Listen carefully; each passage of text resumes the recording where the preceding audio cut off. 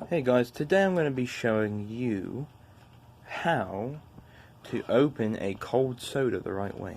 So today I got this Coney Island bottle cap right here, as you can see. Let me zoom in on it. There we go. See, Coney Island bottle cap. Brewing. And I'm going to be using this end right here. And there's my soda right here. But yeah, I'm going to be using this end. And let's just get started. So what you do, you get the bottle cap and you place it like that, and see there's like a little lip right here, you see? I get to focus. Want to focus?